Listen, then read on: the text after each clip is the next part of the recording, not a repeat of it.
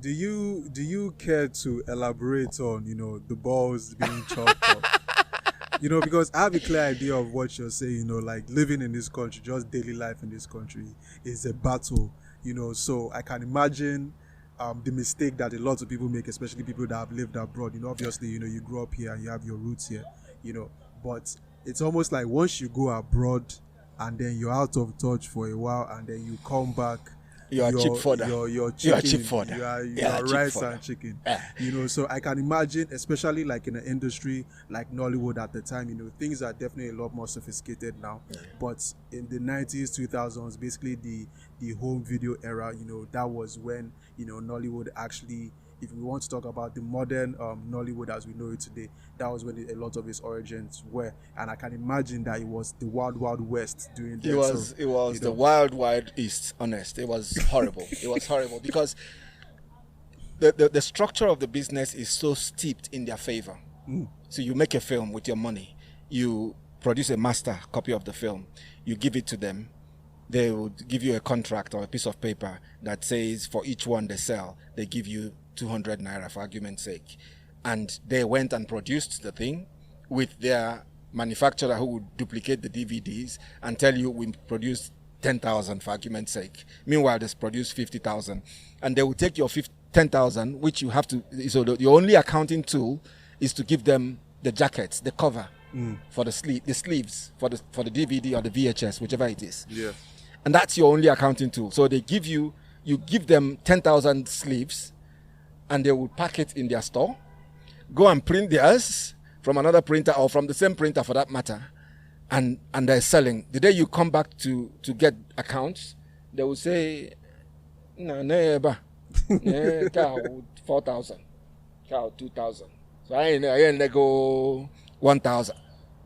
Meanwhile, they've sold 100,000, if you know what I mean. So it was a really inappropriate business structure that is steeped in their favor, and they exploited it to the hilt. At that time, I went to Dumota and locked people's shops. So I would go and buy a big padlock. I'll go to their shops, drag them out, or sometimes lock them inside the shop with the padlock, and the whole of the Dumota will gather and beg me. That's how people knew me at that time, because I got so frustrated. Why is it difficult for somebody to deliver some kind of truth you have a conversation, you shake hands to it, you sign a contract to it, and then the person doesn't deliver? No explanation. They just, from ab initio, they want to rip you off. Who does that? They will chop capital, chop profit.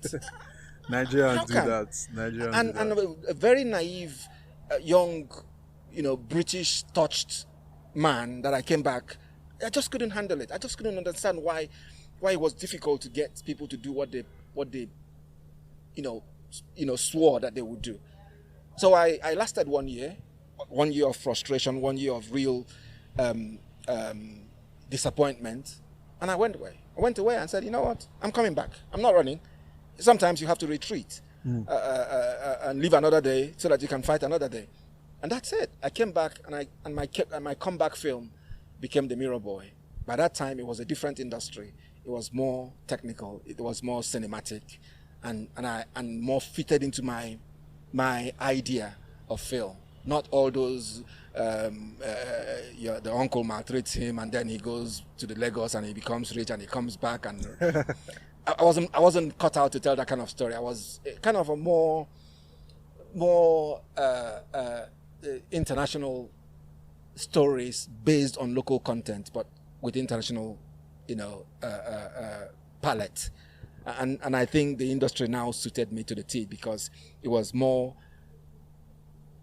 what they call hyper local, because the content and the locations are local, but also it was more adaptable, more palatable to a Western international audience, which is why Last Flight Abuja is one of the most watched films on Netflix, even though it was made, 11 years ago?